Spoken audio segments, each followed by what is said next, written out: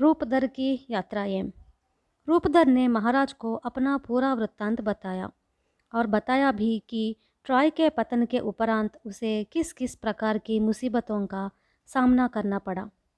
उसकी कहानी सुनकर महाराज और वहाँ उपस्थित सब लोग आश्चर्य में डूब गए। महाराज ने वहाँ उपस्थित प्रमुखों से कहा, हम सब लोग मिलजुल कर बेंटे देंगे। मैं स्वयं इन्हें थोड़ा सा सोना, वस्त्र तथा अन्य बेंटे दूंगा। शेष लोगों ने भी अपनी अपनी बेंटों की घोषणा की। दूसरे दिन सवेरे ही सारी बेंटें बंदरगाह पहुंच गई। बुद्धिमान ने स्वयं उन बेंटों को नौका में रखवाया। उस दिन राजभवन में रूपधर के सम्मान में बहुत बड़ा भोजन का आयोजन किया गया। रूपधर स्वदेश लौटने के लिए आतुर था। वह बड़ी बेचैनी से उस घड़ी का इंतजार कर रहा था। भोजन समाप्त होने के बाद रूपधर ने उपस्थित प्रमुखों को संबोधित करते हुए कहा, महाजनों, इतनी दीर्घ अवधि के उपरांत मेरी तीव्र इच्छा पूर्ण होने जा रही है। मैं अपना देश लौट रहा हूँ। आपने मेरा आदर किया, मेरी बड़ी सहायता की, कितने ही बेंटे दी। इन सबके लिए मैं आपका आभारी हूँ। मैं यह कभी नहीं भूल सकता। देवताएं आपको आनंद, सुख, शांति, विजय प्रदान करें। मेरी आशा है कि आपका देश सब प्रकार के संकटों से मुक्त रहेगा। उसकी उक्त बातों पर वहाँ उपस्थित सब लोग बहुत ही हर्षित हुए। रूपधर ने रानी से भी विदा ली। उसने उसे सुंदर पोशाकें भेंट में दी। उसने दासियों के द्वारा भरपूर रोटियां व लाल अंगूर रस नौका के पास भिजवाए। नाव चलाने वाले नाविकों ने नाव के अंदर रूपधर के लिए बिस्तर का प्रबंध किया। रूपधर बिस्तर पर लेट गया। नाव निकल पड़ी। रूपधर नींद की गोद में चला गया। उसका मन इस आनंद से मस्त था कि जल्दी ही स्वदेश पहुंचने वाला हूँ और सब कष्टों से दूर हो गया हूँ। नाव वायुवेग से चलती गई और निश्चित समय के पहले ही इथाका पहुंच गई। इथाका के तट पर एक बंदरगाह था। वहाँ जो जहाज़ पहुँचते हैं उन्हें लंगर उतारने की भी ज़रूरत नहीं पड़ती। इसके नज़दीक ही एक बड़ा पेड़ है। उस पेड़ के पत्ते चौड़े हैं। उस पेड़ के पास ही एक गुफा है। उसमें मधुमक्खियों के छत्ते हैं। पत्थर के ऊंचे ऊंचे खंभे हैं। कहा जाता है कि उसमें देवकन्याएं आती रहती है। उसमें आदमी आ जा सकता है। जैसे ही नौका किनारे पर पहुंची, नाविक कूद पड़े। नींद में मस्त सोए हुए रूपधर को उन्होंने नहीं जगाया। बिस्तर के साथ साथ जैसे के तैसे उसे भी तट पर ले आए और रेत पर रख दिया। फिर उन्होंने सारी सामग्री उतारी और उसके बगल में रखकर वापस देश लौट पड़े। आंखें खुलने के बाद रूपधर ने चारों तरफ अपनी नज़र दौड़ाई। घने कोहरे के कारण उसकी समझ में नहीं आया कि वह कहाँ है। सामने के बंदरगाह तथा पर्वतों को भी वह पहचान नहीं पाया। उसने आह भरते हुए कहा, बाप रे, फिर से कहाँ आ गया। पता नहीं यहाँ किस प्रकार के लोग रहते हैं। कहीं वे क्रूर और नरभक्षक तो नहीं। इतनी भेंट मेरे पास है, मैं इनका क्या करूं, कहाँ रखूं। महाराज बुद्धिमान ने पूर्ण रूप से मुझे सहयोग नहीं दिया। वचन तो दिया कि इथाका पहुंचाऊंगा, किंतु मुझे पहुंचाया कहीं और। सब वस्तुओं को गिनकर देखा, सब थी। अपने देश के बारे में सोचता हुआ वह इधर उधर टहलने लगा। तब वहाँ एक चरवाहा आया। उसे देखकर रूपधर की जान में जान आई। उसके पास आकर उसने कहा, भगवान की तरह दर्शन दिया, तुम ही मुझे बचा सकते हो। बिना झूठ बोले बताओ कि यह कौन सा देश है, यहाँ किस तरह के लोग रहते हैं, यह द्वीप है या तट। युवक चरवाहे ने कहा, महाशय, लगता है आपका लोक ज्ञान शून्य है। कहीं आप किसी और देश के तो नहीं? क्योंकि हमारा देश सुप्रसिद्ध है। इथाका देश के बारे में तो ट्रॉय नगर के लोग बहुत कुछ जानते हैं। रूपधर बड़ा ही चतुर है। जब उसे मालूम हुआ कि इथाका देश पहुंच गया हूँ, तब मन ही मन बहुत खुश हुआ। पर अपनी खुशी को छिपाते हुए उसने कहा, हाँ हाँ, क्रीट द्वीपों में भी इस देश के बारे में कहते हुए सुना था। मैंने एक दुष्ट को मार डाला, जिस कारण से मुझे बचकर भाग आना पड़ा। उसने यूं चरवाहे को एक कपोल कल्पित कहानी सुनाई। उसकी बातों के बीच में ही चरवाहा गायब हो गया और उसकी जगह पर बुद्धिमती देवी प्रत्यक्ष हुई। वह हंसती हुई बोली, तुमसे चालाक आदमी कोई है नहीं। गड़ंद कथाएं सुनाना तुम्हारे लिए बाएं हाथ का खेल है। अपना देश पहुंच गए, पर तुम्हारी पुरानी आदत नहीं छूटी। मैं भी थोड़ी बहुत होशियार हूँ। तेरी चालें मेरे पास चलेंगी नहीं। अच्छा, छोड़ो इन बातों को। असल में बात यह है कि जैसे भी हो तुम्हें अपने देश में पहुंचाया, किंतु इस भ्रम में ना रहना कि तुम्हारे कष्ट समाप्त हो गए। इसलिए सावधानी बरतना।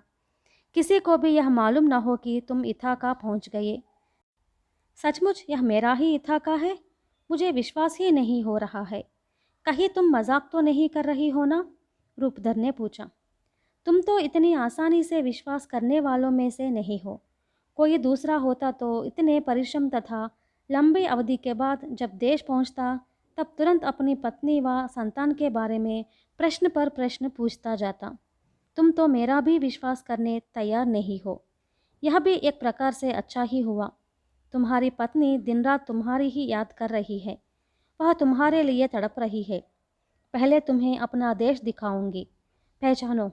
कहती हुई बुद्धिमती ने अपनी महिमा से कोहरे को हटाया। रूपधर विविध स्थलों को देखते हुए उन्हें पहचान पाया।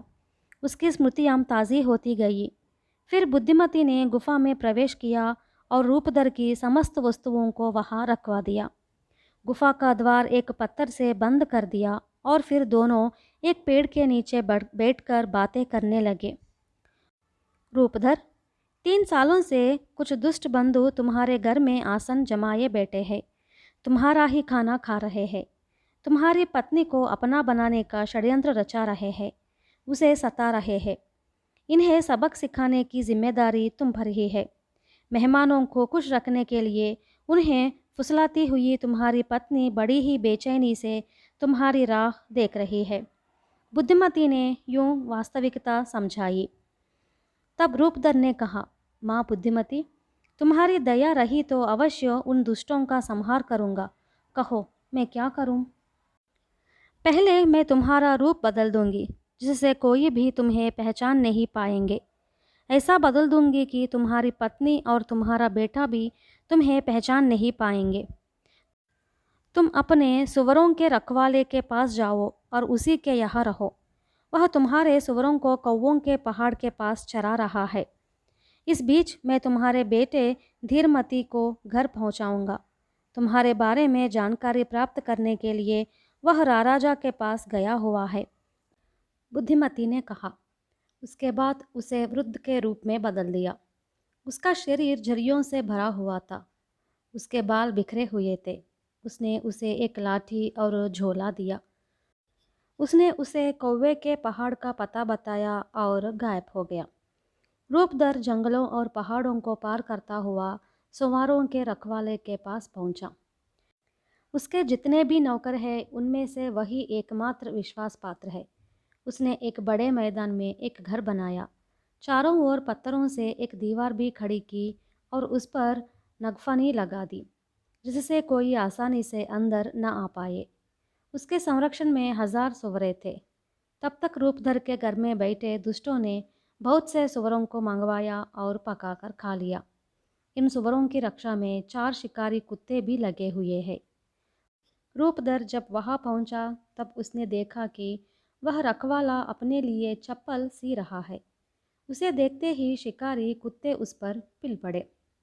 सुवारों का रखवाला वहां आया और पूछा, अरे बुट्टे, अच्छा हुआ बच गए, नहीं तो देखते देखते कुत्ते तुम्हें नोच लेते। ऐसे तो मेरी भी हालत आजकल अच्छी नहीं है। मेरा मालिक अपने देश को छोड़कर दूसरे देशों में भटक रहा है। पता नहीं उस पर क्या क्या गुजरता होगा। और यहाँ बेकार और निकम्मे लोगों की एक भीड़ घर में बैठी सुवरें खाती जा रही है। अंदर आना, थोड़ा बहुत जो है खा लेना और अपने आप बीती सुनाना। रूपधर जब तक खाना खाता रहा, तब तक वह रखवाला अपने मालिक की तारीफ करता रहा। उसने अपना दुख प्रकट करते हुए कहा भी कि राजा के साथ वह युद्ध करने ट्रॉय गया और फिर मालूम नहीं हुआ कि कहाँ चला गया। उसकी पूरी बातें सुनने के बाद रूपधर ने कहा, अजी, आपने जिस मालिक के बारे में इतना बड़ा चढ़ाकर बता रहे हो, आखिर वह है कौन? मैं तो बहुत से देशों में भटकता रहा, किंतु ऐसे आदमी से मैं नहीं मिला। फिर भी तुम और सविस्तार बता पाओगे तो शायद पहचान जाऊं और उसके बारे में बता पाऊं। सवारों के रखवाले ने कहा, तुम कुछ भी बताओ, मान जी और बापूजी तुम्हारी बातों का एतबार नहीं करेंगे, क्योंकि बहुत से लोगों ने झूठी बातें कहकर उन्हें धोखा दिया। कुछ पाने की उम्मीद में उन्होंने ढोंग रचा। शायद तुम भी ऐसे ही आदमियों में से हो। कुछ पाने की उम्मीद में झूठ कहना नीचता है। मैं कसम खाकर कहता हूँ, ध्यान से सुनो। तुम्हारा मालिक अमावास के पहले ही लौट कर आएगा। उसके शत्रुओं का विनाश अवश्य ही उसी के हाथों से ही होगा। अब मुझे कोई तोहफा नहीं चाहिए। अगर मेरी बात सच निकली तो लूँगा। रूपधर ने विश्वास भरे स्वर में कहा। अरे पगले, वह कहाँ से आएगा? कभी का वह मर चुका है। अगर तुम्हारी बातें सच निकली तो इससे बढ़कर उसकी पत्नी और उसके बेटे को और क्या चाहिए। उसका बेटा भी अपने पिता की ही तरह बड़ा और दृढ़काय हो गया है। उसकी सुंदरता का जितना भी वर्णन करूं कम है, रखवाले ने कहा। दोनों बहुत देर तक बातें करते रहे। रूपधर ने अपने बारे में बताते हुए कहा, मैं क्रीट देश का हूँ। ट्रॉय युद्ध में मैंने भी भाग लिया था। रूपधर को जानता हूँ। जब मैं भ्रमण कर रहा था तब किसी दूसरे देश में भी मैंने रूपधर को देखा था, पर सवारों के रखवाले ने उनका विश्वास करने से साफ इनकार किया। अंधेरा होते होते रखवाले के नौकर सवारे सहित लौटे। उसने उस रात को अपने मेहमान के लिए स्वादिष्ट भोजन स्वयं बनाया। बाहर बारिश होने लगी, जोर की हवा भी चलने लगी। रूपधर ने उस रखवाले से कहा, जानते हो ट्रॉय युद्ध में एक बार क्या हुआ? एक दिन हम ट्रॉय की दीवारों के पीछे ही झाड़ियों में लेटे हुए थे। उस दिन भी आज की ही तरह कड़ाके की सर्दी थी। बर्फ गिर रही थी। मेरे पास ढकने के लिए चादर नहीं थी। आधी रात को मैंने रूपधर को जगाया और अपनी दुस्थिति बताई। उसने तब एक उपाय सोचा। उसने साथियों से कहा, मैंने एक बुरा सपना देखा। कोई राजा के पास जाए और कुछ और सिपाहियों को ले आवे। फौरन एक आदमी उठ खड़ा हुआ और अपनी चादर वहाँ फेंक कर राजा से यह बात बताने के लिए निकल पड़ा। मैंने उस चादर को ओढ़ लिया और रात गुजारी। बुढ़े, अच्छी कहानी सुनाई। आज रात को ढकने के लिए तुम्हें चादर दे दूंगा, डरो मत, रखवाले ने हंसते हुए कहा। उसने चमड़ों का एक बिछौना बिछाया और रूपधर को वहाँ सुलाया। उस पर कंबल भी ओढ़ दिया। रूपधर आराम से सो गया।